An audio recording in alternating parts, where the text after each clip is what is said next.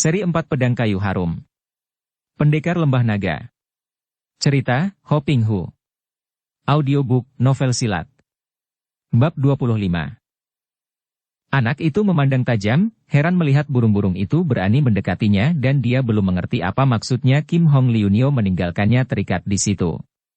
Dia tidak tahu bahwa burung-burung ini adalah burung-burung pemakan bangkai yang sudah kelaparan karena sudah lama tidak makan, dan betapa mereka itu sudah tidak sabar menanti adanya bangkai yang boleh mereka makan. Agaknya burung-burung lain tertarik oleh 2 ekor burung yang berkaok-kaok di dekat Sin Leong itu karena kini banyak burung melayang turun dan mengurung tempat di mana Sin Leong diikat pada batang pohon itu. Sin Leong masih belum tahu akan datangnya bahaya mengerikan mengancamnya, bahkan dia memandang tanpa bergerak-gerak. Inilah salahnya. Kalau saja dia bergerak atau mengeluarkan suara, tentu burung-burung itu akan menjadi takut. Tiba-tiba seekor burung gagak terbang dan hinggap di atas pundak kiri Sin Leong. Anak ini barulah merasa terkejut, apalagi karena kuku-kuku jari kaki burung yang mencengkeram pundaknya itu menembus baju melukai kulitnya.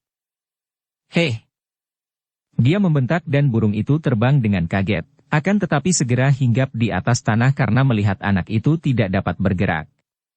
Keringat dingin mulai membasahi dahi dan leher Sin Leong. Kini dia memandang dengan mata terbelalak kepada burung-burung yang bergerak-gerak di depannya dan bagi pandang matanya, burung-burung itu seperti berubah menjadi iblis-iblis hitam yang menakutkan.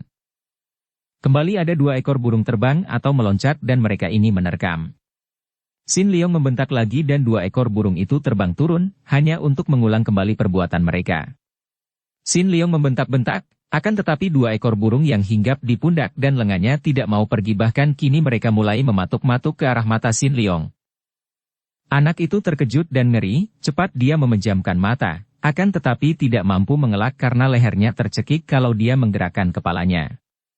Dia mendengus-dengus dan agaknya suaranya inilah yang membuat 2 ekor burung itu meragu dan tidak mematuknya, hanya sayap mereka yang bergerak-gerak dan mengibas-ngibas, sedangkan paruh mereka itu mengeluarkan bunyi berkaok yang terdengar nyaring sekali di dekat telinga Sin Leong.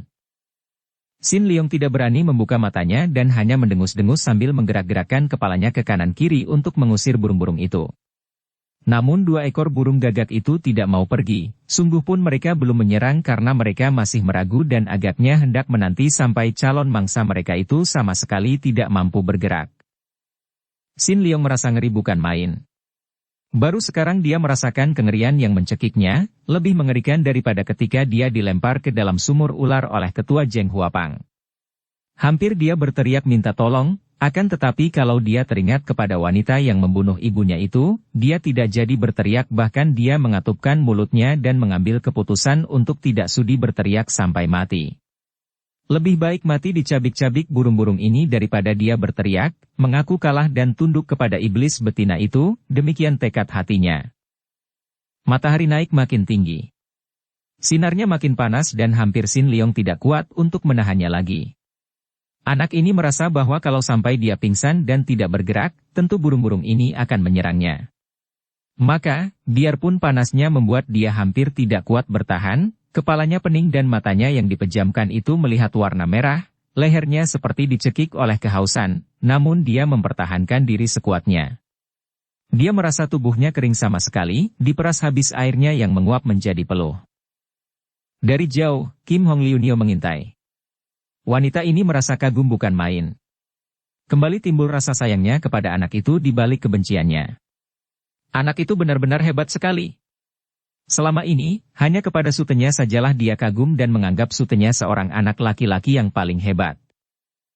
Akan tetapi, melihat sikap Sin Leong, dia benar-benar merasa heran dan kagum dan harus mengakui bahwa anak itu benar-benar luar biasa, lebih hebat daripada sutenya. Akan tetapi, rasa sayang ini diusirnya dengan ingatan bahwa anak itu adalah putra Chia Bun Hou, musuhnya yang terbesar. Gao!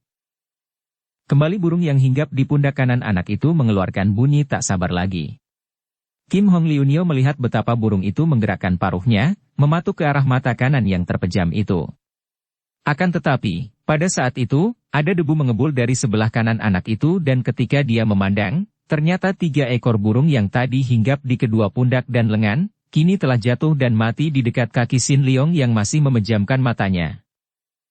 Kim Hong Liunio terkejut bukan main dan cepat dia meloncat keluar dari tempat sembunyinya dan langsung dia meloncat dan lari ke tempat itu. Juga Sin Leong yang merasa betapa di pundaknya tidak ada lagi burung yang mencengkeramnya, membuka mata dan terheranlah dia melihat bangkai 3 ekor burung di dekat kakinya. Akan tetapi pandang matanya berkunang ketika dia membuka mata, dan dia melihat wanita itu datang berlari-lari. Habislah harapannya dan dia memejamkan matanya kembali. Akan tetapi, Sin Leong terkejut dan merasa heran ketika mendengar suara Kim Hong Liunio membentak marah. Iblis dari mana yang berani bermain gila dengan Kim Hong Liunio? Mendengar ini, Sin Leong cepat membuka matanya dan dia mengusir kepeningannya dan bintang-bintang yang menari-nari di depan matanya itu dengan goyangan kepalanya. Akhirnya dia melihat seorang kakek tua berjalan perlahan menuju ke tempat itu. Seperti juga Kim Hong Liunio, Sin Leong membuka matanya lebar-lebar dan memandang kakek yang mendatangi itu dengan sinar mata tajam penuh selidik. Sin Leong masih tidak tahu bagaimana burung-burung itu mati secara aneh. Tadinya dia menyangka bahwa Kim Hong Liunio yang membunuh binatang-binatang rakus itu, akan tetapi melihat munculnya kakek ini, dia meragu dan hatinya tertarik sekali. Sebaliknya, Kim Hong Liunio juga memandang penuh selidik dan hatinya menduga-duga. Benar kakek inikah yang membunuhi 3 ekor burung gagak secara aneh itu? Dia masih belum tahu bagaimana burung-burung itu mati. Melihat adanya debu mengebul, tentu orang telah mempergunakan pukulan jarak jauh, akan tetapi burung-burung itu hinggap di tubuh Sin Leong dan memukul mati burung-burung itu dengan hawa pukulan jarak jauh tanpa mengenai anak itu sendiri, sungguh merupakan ilmu yang luar biasa. Dia masih meragu dan memandang tajam penuh selidik. Kakek itu sudah tua sekali, sedikitnya tentu sudah 75 tahun usianya. Rambutnya yang halus dan terpelihara rapi dan bersih, sudah putih semua dan digelung ke atas dengan rapi, diikat dengan kain kuning yang bersih. Pakaiannya sederhana sekali, seperti pakaian petani, akan tetapi pakaiannya juga bersih. Wajah itu dihias kumis dan jenggot yang halus dan sudah putih pula. Namun, wajah kakek ini masih kelihatan sehat dan segar kemerahan, keriput di pipinya hampir tidak nampak. Wajah yang manis budi dan sabar, akan tetapi sinar matanya membayangkan wibawa dan kekerasan hati seorang pendekar. Kakek ini berpakaian polos, agaknya tidak membawa senjata apapun. Setelah tiba di tempat itu, kakek yang mendatangi dengan langkah ringan dan perlahan, sejenak memandang kepada Sin Leong, kemudian dia menoleh dan memandang kepada wanita cantik itu. Kim Hong Liunio merasa betapa jantungnya berdebar tegang ketika melihat sepasang mata tua itu menyambar ke arahnya dengan ketajaman pandangan yang menyeramkan. Lalu terdengar suara kakek itu, halus dan lembut akan tetapi mengandung teguran dan wibawa. Mengganggu orang yang tidak mampu melawan merupakan perbuatan yang pengecut, apalagi menyiksa seorang bocah yang tak dapat melawan merupakan perbuatan keji. Bagaimanakah seorang wanita muda dan cantik seperti engkau ini dapat melakukan perbuatan keji dan pengecut? Kim Hong Liunio adalah seorang wanita yang memiliki tingkat kepandaian tinggi dan dia tidak pernah mengenal takut. Biarpun dia dapat menduga bahwa kakek ini tentu seorang yang pandai, namun tentu saja dia sama sekali tidak merasa jerih dan kini mendengar kakek itu mencelanya, tentu saja dia menjadi marah sekali. Kakek yang lancang tangan dan lancang mulut. Apakah orang setua engkau ini masih belum tahu bahwa mencampuri urusan orang lain adalah perbuatan hina yang takkan dilakukan oleh seorang Kang Ou? Menyelamatkan siapapun dari perbuatan keji bukanlah berarti mencampuri urusan orang lain, melainkan sudah menjadi tugas setiap orang manusia yang waras. Bahkan andai kata anak ini anak kandungmu sekalipun yang akan kau siksa, pasti aku akan turun tangan menyelamatkannya dan mencegah perbuatanmu yang keji itu.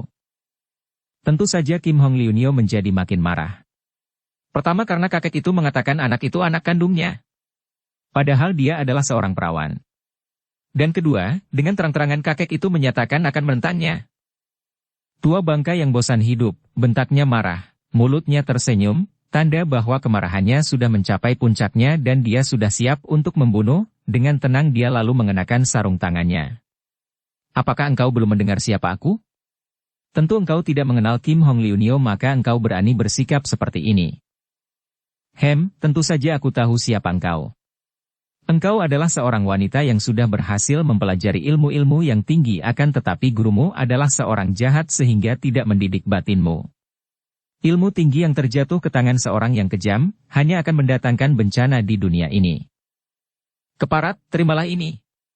Kim Hong Liunio yang sudah marah itu tidak dapat bertahan lagi dan dia sudah mencelat ke depan dengan kecepatan kilat dan melakukan serangan pukulan dengan kedua tangannya.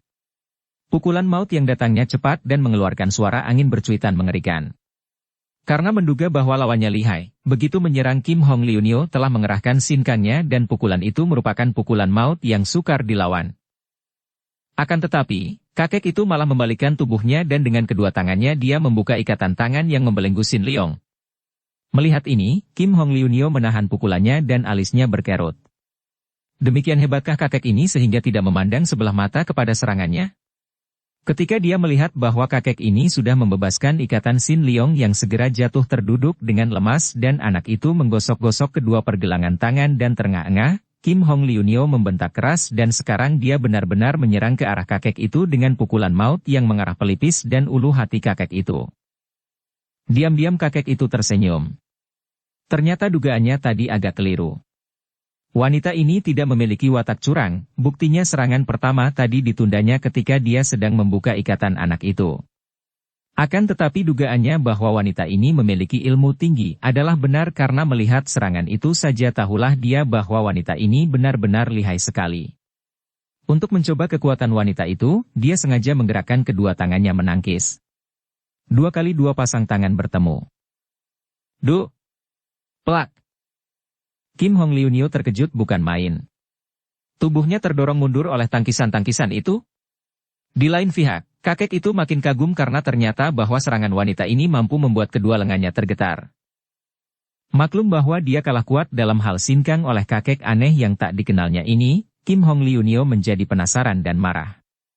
Dia mengeluarkan suara melengking panjang dan tiba-tiba tubuhnya sudah menerjang dengan gerakan cepat bukan main yang membuat dia seperti lenyap berubah menjadi bayang-bayang yang luar biasa cepatnya. Kaki tangannya menyerang bertubi-tubi ke arah bagian tubuh berbahaya dari kakek itu, setiap serangan merupakan serangan maut.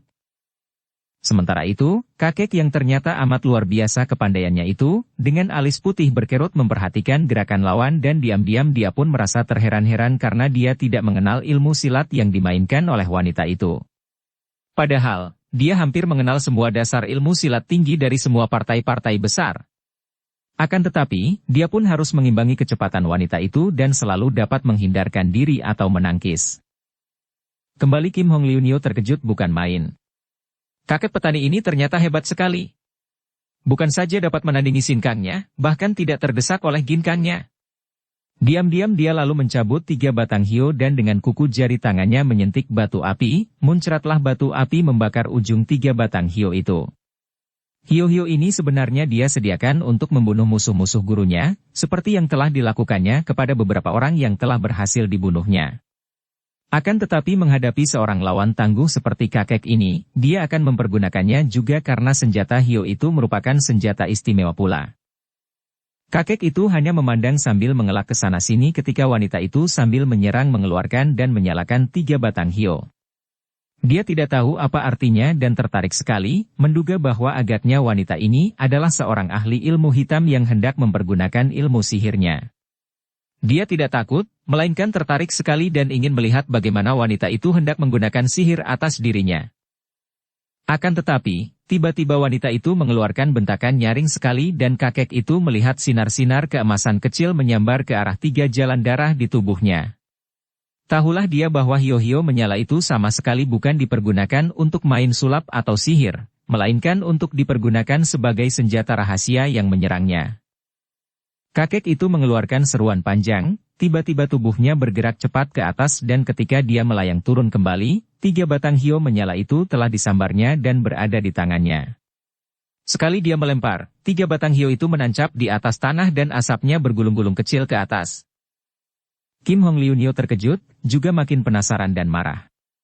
Tiba-tiba dia bergerak, didahului oleh sinar merah dan ternyata wanita ini telah menyerang lagi dengan menggunakan sabuk merahnya. Dengan gerakan seperti seekor ular hidup, ujung sabuk merah itu secara bertubi telah menotok ke arah 7 jalan darah kematian di sebelah depan tubuh kakek itu. Keji, kakek itu mencela dan cepat dia menggunakan telapak kanan untuk menangkap ujung sabuk merah. Akan tetapi, begitu melihat lawan hendak menangkap ujung sabuk, Kim Hong Liunio menggerakkan tangan dan kini ujung sabuk itu meluncur dan menotok ke arah telapak tangan itu secara langsung, untuk menotok jalan darah antara ibu jari dan telunjuk tangan kanan yang terbuka itu. Akan tetapi, kakek itu agaknya tidak tahu akan serangan ini dan tetap saja membuka tangan hendak menangkap ujung sabuk itu. Kim Hong Liunio menjadi girang sekali dan menambah tenaganya ketika ujung sabuk bertemu dengan telapak tangan lawan. Plak! Ujung sabuk itu tepat mengenai telapak tangan dan melekat di situ. Tiba-tiba wajah cantik itu berubah pucat, matanya terbelalak lebar memandang kepada kakek itu ketika Kim Hong Liunio merasa betapa tenaga sinkangnya memberojol keluar dari tangannya yang ujungnya menempel pada telapak tangan kakek itu. Tikai Beng! Dia berteriak kaget dan membuat gerakan tiba-tiba menarik sabuk merahnya. Prat! Sabuk merah itu terputus di tengah-tengah. Ah! Kakek itu berseru kagum sekali. Kim Hong Liunio masih memandang terbelalak. Dia mengenal Tikai Beng seperti yang pernah diceritakan oleh subonya. Tikai Beng adalah ilmu yang aneh. Sesuai dengan namanya yang berarti curi hawa pindahkan nyawa, ilmu itu dapat menyedot hawa sinkang lawan sampai habis. Untung dia telah mempelajari ilmu untuk melepaskan diri dari sedotan Tikai Beng yang ampuh itu. Siapakah engkau? Tanyanya, suaranya membayangkan awal kejerihan menghadapi kakek yang hebat itu. Kakek itu melemparkan sabuk merah yang putus itu ke atas tanah lalu menarik napas panjang, lalu berkata dengan suara lirih dan seperti orang membaca sajak. Namaku tidak lebih terkenal daripada sebatang pedang, akan tetapi pedangku adalah pedang kayu yang tidak keras, juga tidak berbau darah kering melainkan harum semerbak. Ah! Sampai terpaksa aku menggunakan Tikai Beng, menandakan bahwa kepandaianmu hebat sekali, Nona. Kim Hong Liunio makin terkejut dan hatinya makin gentar. Dalam kata-kata perkenalan dari kakek itu terkandung kata-kata pedang kayu dan harum. Pedang kayu harum, Siam Ho Kiam. Dia cepat membuat gerakan membungkuk. Sudah kuduga, bisiknya. Kiranya, maafkan saya. Dan tanpa bicara apa-apa lagi, Kim Hong Liunio membalikkan tubuhnya dan melarikan diri dengan cepat seperti terbang. Nona, tunggu dulu. Kakek itu berseru, akan tetapi Kim Hong Liunio menjawab tanpa menoleh. Lain kali kita akan saling berjumpa kembali. Chia Keng Hong, atau ketua dari Chin Ling Pai, pendekar sakti yang amat terkenal dengan pedang kayu harumnya itu, memandang dan tidak mengejar. Dia merasa kagum sekali karena setelah puluhan tahun tidak bertemu lawan, baru sekarang dia bertemu tanding seorang wanita yang masih muda akan tetapi juga memiliki kepandaian yang tinggi sekali, bahkan dia tidak mengenal dasar ilmu silat yang dimainkan oleh wanita itu. Para pembaca dari cerita Siam Ho Kiam, lalu cerita petualangan asmara, dan Dewi Maut, tentu tidak asing lagi dengan pendekar sakti Chia Keng Hong ini. Dia adalah seorang pendekar sakti yang namanya terkenal sekali di dunia Kang Ou, sebagai ketua dari Chin Ling Pai di pegunungan Chin Ling San, di mana dia hidup bersama istrinya yang tercinta seorang bekas pendekar wanita yang lihai pula. Di dalam cerita Dewi Mau telah diceritakan betapa Chia Keng Hong telah meninggalkan keramaian dunia Kang Ou dan dia yang sudah tua hidup tentram di pegunungan Chin Ling San sampai cerita ini terjadi. Pada waktu sekarang, Chia Keng Hong, dalam usia yang sudah 70 tahun lebih, pendekar sakti ini merasa betapa hidupnya penuh dengan duka. Istrinya, satu-satunya manusia di dunia ini yang paling dicintanya, telah meninggal dunia 2 tahun yang lalu, meninggal dunia dalam usia yang sudah cukup tinggi, kurang lebih 70 tahun, akan tetapi sayangnya meninggal dalam keadaan duka pula karena kematiannya tidak ditunggui oleh putranya yang terkasih, yaitu Chia Bun Hou. Diam-diam di dalam hati pendekar sakti ini timbul penyesalan besar. Dia tidak dapat menyalahkan Bun Hou yang sampai 10 tahun lebih lamanya belum pernah pulang itu. Dia sendirilah yang menyebabkannya. Dia yang seolah-olah mengusir putranya itu karena putranya itu nekat hendak hidup sebagai suami istri bersama Yap In Hong, adik dari pendekar Yap Kun Leong. Dia melarang dan tidak setuju, akan tetapi Bun Hou nekat sehingga putranya itu lalu pergi bersama In Hong dan sampai kini tidak ada kabar ceritanya. Hiburan satu-satunya bagi Chia Keng Hong setelah istrinya meninggal dunia adalah cucunya yang digemblengnya sejak kecil di pegunungan Chin Ling San itu.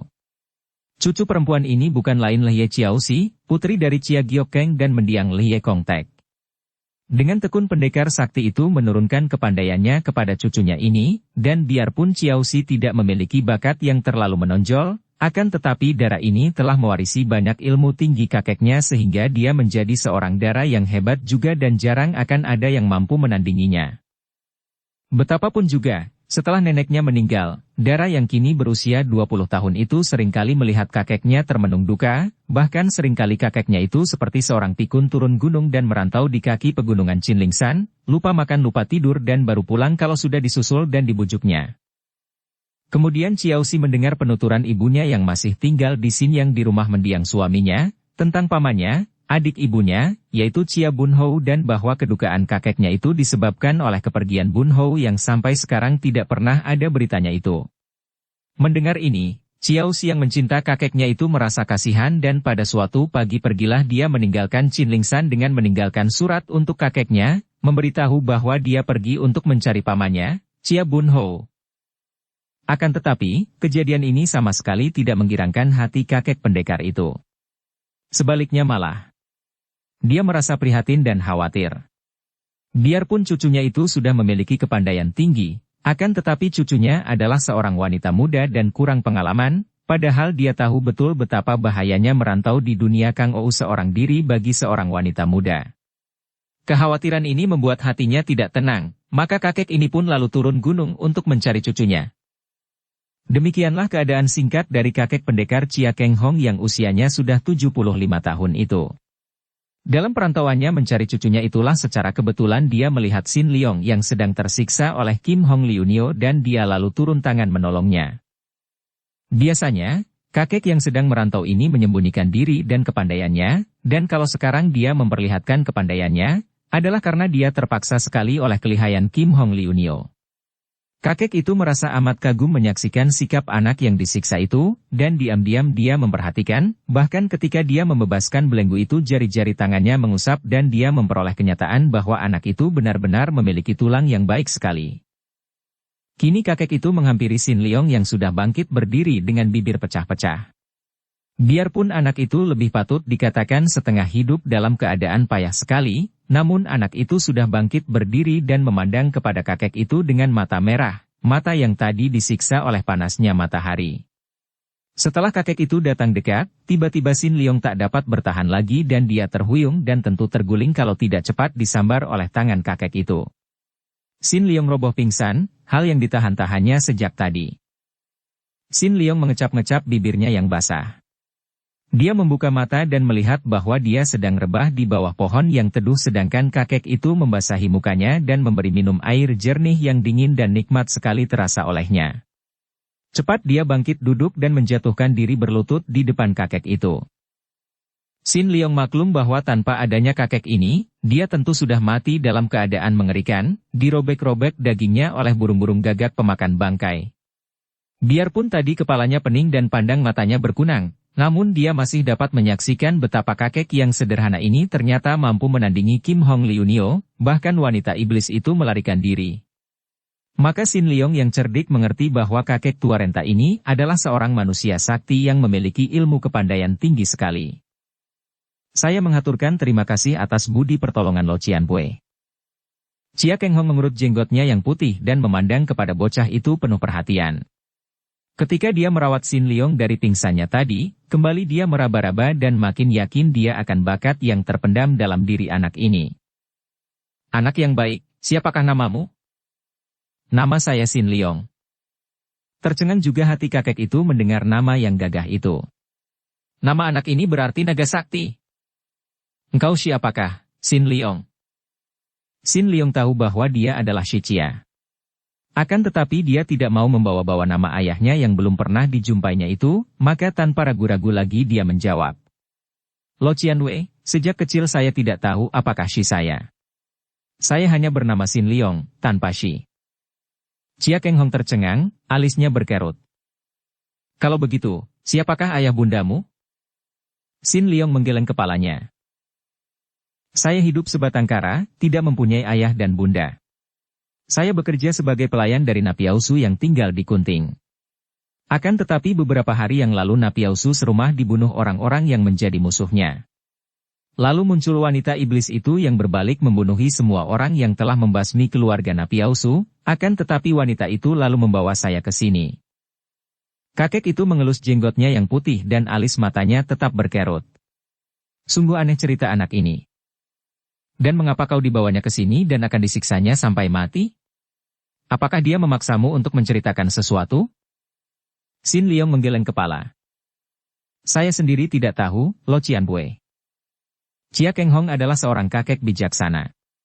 Dia sudah mengenal seorang anak yang luar biasa dan dia menduga bahwa tentu ada rahasia di balik diri anak ini dan bahwa anak ini sengaja tidak mau menceritakan tentang dirinya. Maka dia pun tidak mau mendesak. Hatinya merasa kasihan sekali dan entah mengapa, dia merasa amat tertarik kepada Sin Liong, merasa seolah-olah wajah anak ini tidak asing baginya. Sin Liong, setelah keluarga Na itu dibasmi orang, lalu sekarang engkau akan tinggal di mana? Tanyanya. Sin Liong tidak mampu menjawab, akan tetapi akhirnya dia berkata. Lo Cianbue, dunia begini luas, saya tidak merasa khawatir untuk tidak kebagian tempat tinggal. Bukankah dimanapun bisa ditinggali, misalnya di hutan ini sekalipun? Chia Keng Hong terharu. Anak ini masih wajar, masih polos dan murni, belum dikotori, kebudayaan, dunia di mana setiap orang manusia bergulat untuk memperoleh kemuliaan dan kesenangan, kalau perlu dengan jalan mendorong dan menginjak orang lain. Anak ini agaknya belum membutuhkan apa-apa. Sin Liong, apakah engkau suka belajar ilmu silat? Sejenak wajah anak itu berseri gembira. Tentu saja, Lo Cianbue. Bagus. Kalau begitu marilah kau turut bersamaku dan aku akan mengajarkan ilmu silat kepadamu. Sin Liong memang sudah merasa kagum dan suka sekali kepada kakek ini. Pelindungnya, Nabi Ausu telah tewas, maka tidak ada tempat lain baginya dan kakek ini ternyata jauh lebih lihai daripada Nabi Ausu, bahkan agaknya lebih lihai atau setidaknya pun tidak kalah oleh Kim Hong Liunio. Maka dia lalu berlutut lagi. Terima kasih atas kebaikan Lo Cianbue. Chia Keng Hong membangunkan anak itu dengan wajah berseri. Baru sekarang semenjak dia pergi menyusul dan mencari cucunya, dia merasa girang. Bangunlah dan mari kita berangkat sekarang juga, Sin Liong. Aku tidak ingin terjadi banyak keributan dan kalau wanita itu kembali lagi, tentu akan terjadi keributan. Berangkatlah mereka meninggalkan tempat itu dan Chia Keng Hong mengambil keputusan untuk kembali ke Chinlingsan dengan jalan memutar karena dia masih ingin mendengar-dengar dan mencari jejak cucunya yang pergi meninggalkan Chinlingsan tanpa pamit itu. Hati Chia Keng Hong makin merasa suka kepada Sin Liong. Di sepanjang perjalanan, anak ini memperlihatkan sikap yang pendiam, tidak cerewet, tidak pernah mengeluh, kuat dan tahan uji, juga amat cerdik. Pernah dia mencobanya dengan mengajaknya berjalan semalam suntuk. Namun Sin Liong tidak pernah mengeluh, sungguh pun ketika berjalan semalam suntuk itu beberapa kali dia terhuyung dan kedua kakinya membengkak, dan ketika diajak berpuasa itu pendengaran telinga kakek pendekar yang amat tajam itu dapat menangkap bunyi perut anak itu berkeruyuk berkali-kali. Dukung channel Novel Silat dengan subscribe, follow, like, komen dan share.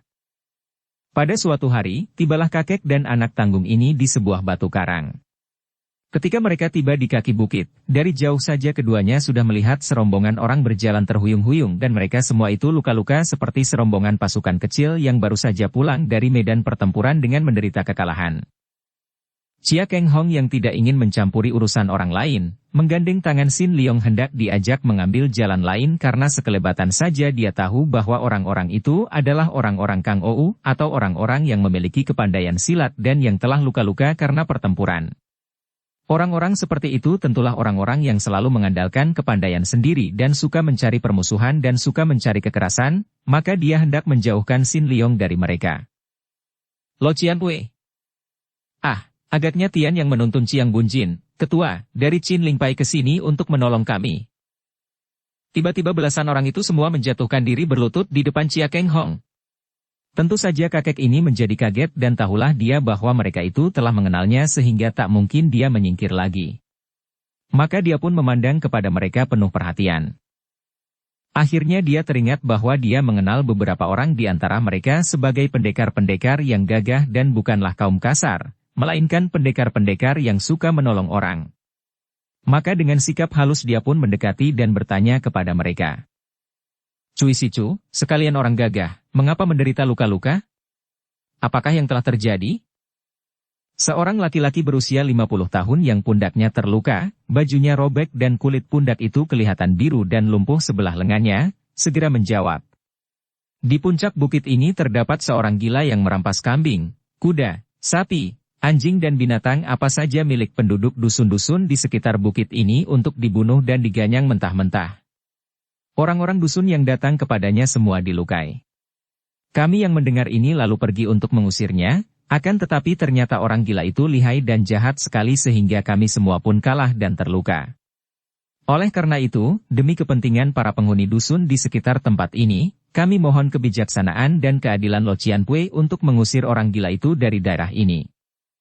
Setelah bercerita, kakek itu bersama teman-temannya segera amat tergesa-gesa bangkit berdiri dan menjura, lalu meninggalkan tempat itu dengan terhuyung dan terpincang-pincang, seolah-olah mereka masih merasa jerih dan khawatir kalau orang gila itu mengejar mereka. Chia Keng Hong mengerutkan alisnya. Dia tidak tertarik untuk menguruskan orang gila. Berapa banyak sih binatang yang dapat dimakan habis oleh seorang manusia, betapa gila pun dia. Dan biasanya, seorang gila tidak akan mengganggu orang lain kalau tidak lebih dulu diganggu. Mungkin anak-anak penggembala ternak itu yang lebih dulu mengganggu si gila sehingga menjadi marah-marah.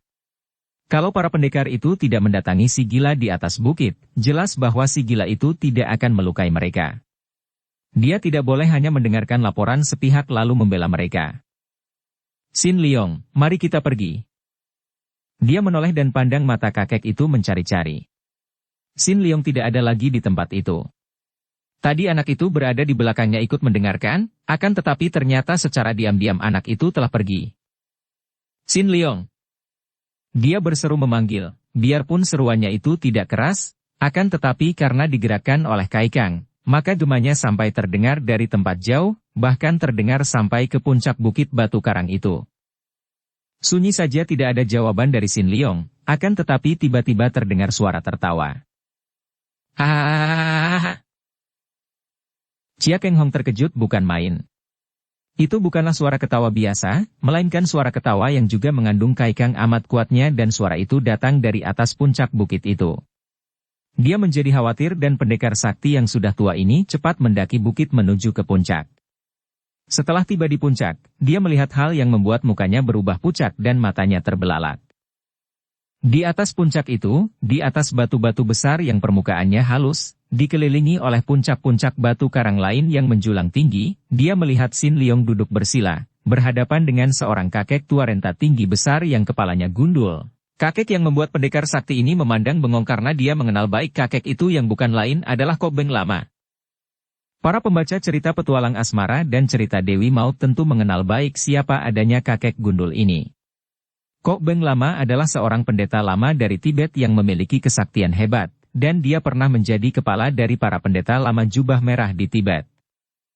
Akan tetapi, semenjak putrinya yang bernama Pek Hong Ing, yang menjadi istri dari pendekar Yap Kun Liong, tewas dibunuh orang, baca cerita Dewi Maut, Kok Beng Lama merasa demikian marah dan dukanya sampai dia menjadi tidak waras, otaknya menjadi agak miring.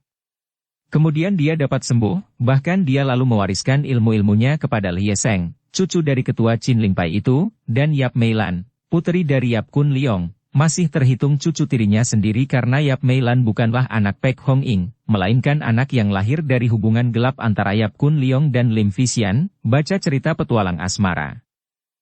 Akan tetapi, ketika Lie Seng dan Yap Meilan, dua orang muridnya yang terakhir itu sudah tamat belajar dan meninggalkan dia, Kok Beng Lama merasa kesepian dan kumat lagi gilanya, maka dia lalu merantau seperti orang gila dan akhirnya pada hari itu dia berada di atas bukit batu karang, menimbulkan geger dan sampai dia bertemu dengan Chia Keng Hong dan Sin Liong. Chia Keng Hong memandang bengong ketika melihat kakek gundul itu duduk bersila berhadapan dengan Sin Liong sambil tertawa-tawa dan kedua orang itu ternyata sedang bercakap-cakap dengan asyiknya. Kakek yang baik, kenapa kau lukai orang-orang itu? Terdengar Sin Liong bertanya. Kok Beng Lama meraba-raba kepala dan pundak Sin Liong sambil tertawa. Hahaha, mereka itu jahat. Mereka itu hendak menghina seorang tua seperti aku. Mereka datang dengan senjata di tangan. Hahaha, untung bertemu dengan aku yang masih mengampuni mereka. Manusia memang jahat dan palsu, tidak seperti binatang yang wajar dan lebih baik. Memang binatang lebih baik, kakek, jawab Sin Leong yang teringat akan monyet-monyet besar yang menjadi teman-temannya. Hahaha, bagus, bagus. Engkau binatang cilik yang baik sekali. Dan engkau seperti monyet tua yang pernah merawatku. Huhuhu, memang aku monyet. Monyet gundul. Dan kau? Siapa namamu? Sin Leong. Bagus. Kau seekor naga. Bukan ular, naga lain lagi. Kalau ular sih seperti manusia, kadang-kadang licik dan curang. Kalau naga tidak, kau naga cilik yang menyenangkan. Semua orang takut padaku, tapi kau tidak, naga cilik. Aku kasihan kepadamu, Kek. Kenapa kasihan? Hei, hayo katakan, kenapa kasihan kau, naga cilik? Karena semua orang menghinamu, mengatakan kau gila. Memang aku gila. Apakah kau tidak gila? Aku, Sin Leong menjadi bingung, akan tetapi dia benar-benar merasa kasihan kepada kakek yang seperti dia ini, yang hidup sebatang kara, maka dia ingin menyenangkan hatinya. Aku juga gila. Hahaha, bagus, bagus. Kita berdua orang-orang gila. Persetan dengan mereka yang menganggap diri sendiri tidak gila. Kakek itu bangkit berdiri, kedua tangannya yang berlengan panjang menyambar tubuh Sin Leong dan melontar-lontarkan tubuh anak itu ke atas sampai tinggi sekali. Sin Leong maklum akan kesaktian kakek itu, maka dia pun tidak mau mengeluh, tidak mau memperlihatkan rasa takut. Chia Keng Hong khawatir kalau kakek gila itu akan mencelakai Sin Leong, maka sekali tubuhnya berkelebat, dia sudah meloncat tinggi dan menyambar tubuh Sin Leong ketika untuk kesekian kalinya dilontarkan ke atas Kok Beng Lama. Setelah menurunkan Sin Leong yang berdiri di belakangnya, Chia Keng Hong kini berdiri berhadapan dengan Kok Beng Lama dan ketua Chin Ling Pai itu menjura dengan hormat. Sahabat baik Kok Beng Lama, apakah selama ini engkau baik-baik saja? Chia Keng Hong berkata. Kakek gundul itu memandang dengan matanya yang lebar terbelalak, kelihatan dia terkejut dan tercengang, lalu menjura dengan kaku dan berkata. Kiranya. Chia Keng Hong ketua Chin Ling Pai. Silakan duduk. Dan kakek gundul ini pun lalu duduk bersila di atas batu, dan melihat ini, tentu saja Chia Keng Hong juga duduk bersila, berhadapan dengan kakek lama dari Tibet itu. Sin Leong berdiri dan kini dia memandang bengong kepada kakek sakti yang selama ini membawanya melakukan perjalanan itu. Chia Keng Hong, ketua Chin Ling Pai?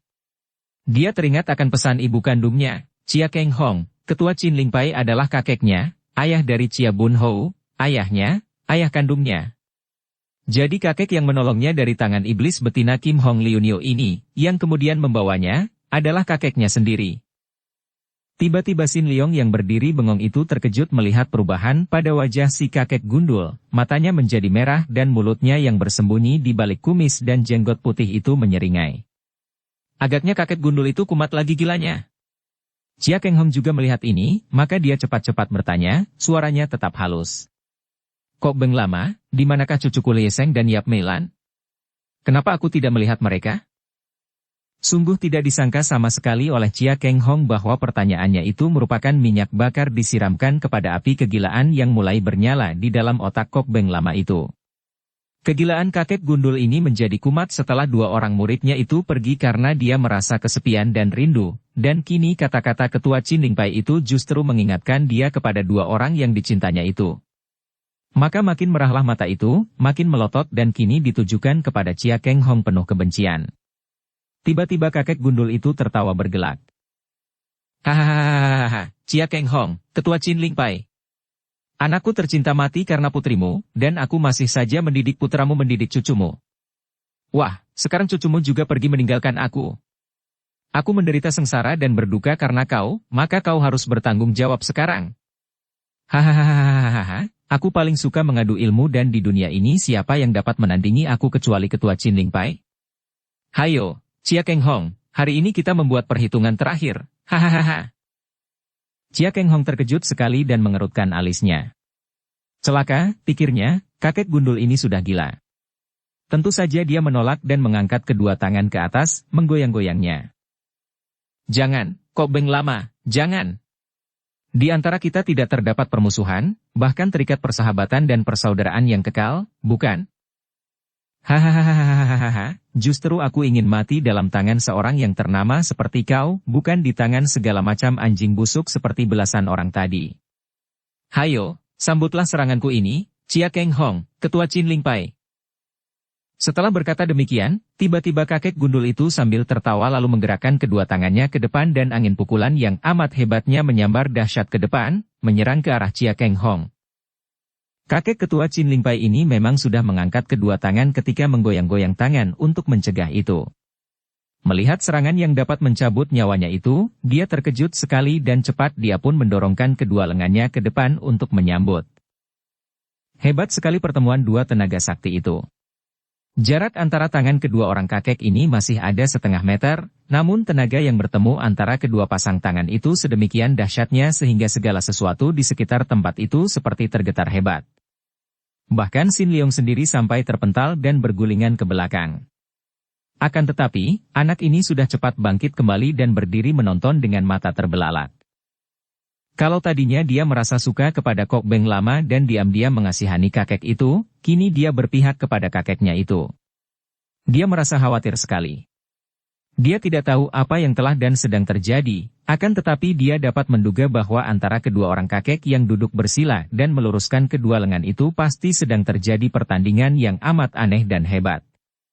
Dia melihat betapa wajah Kok Beng Lama kelihatan gembira dan mulutnya menyeringai seperti hendak mentertawakan ketua Qin Ling Pai itu, sebaliknya Chia Keng Hong kelihatan prihatin sekali. Dia tahu bahwa kakek gundul itulah yang memaksa kakeknya untuk bertanding. Jangan berkelahi. Sin Leong berseru. Akan tetapi dua orang kakek itu sama sekali tidak memperdulikannya. Kok Beng Lama yang sedang dilanda kegembiraan besar karena dia dapat mengadakan pertandingan melawan seorang yang amat lihai itu tentu saja sudah melupakan Sin Leong. Sebaliknya, biarpun Chia Keng Hong mendengar seruan Sin Leong, akan tetapi dia tidak dapat berbuat apa-apa. Tidak mungkin dia menghentikan perlawanannya, karena hal itu berarti bahwa dia akan tewas. Juga membagi perhatian kepada Sin Leong amat membahayakan dirinya. Dia merasa betapa tenaga sakti kakek gundul itu makin lama makin kuat menghimpitnya dan beberapa kali mencoba untuk mendesak tenaga perlawanannya. Oleh karena itu, Chia Keng Hong lalu cepat mengerahkan tenaga mujizat Tikai Beng. Bersambung ke bab 26. Dukung kami dengan subscribe, follow, like, komen dan share. Terima kasih.